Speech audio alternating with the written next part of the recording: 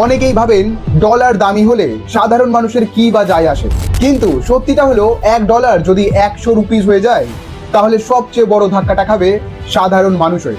কারণ সব দেশ নিজের প্রয়োজনের অনেক জিনিস বিদেশ থেকে ইম্পোর্ট করে, যেমন ক্রুড অয়েল, ইলেকট্রনিক্স, চিপ, আরও বিভিন্ন মেশিন।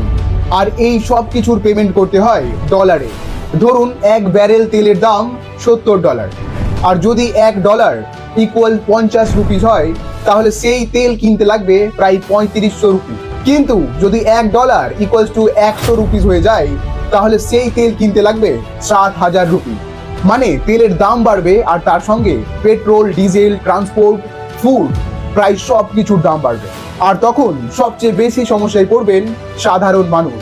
আর এই কারণেই ডলারের দাম শুধু একটা নাম্বার না, এটা পুরো দেশের ইকোনমিকে প্রভাবিত করে। তাই প্রতিটা দেশ চাই তাদের কারেন্সি যতটা সম্ভব স্ট্রং থাকুক।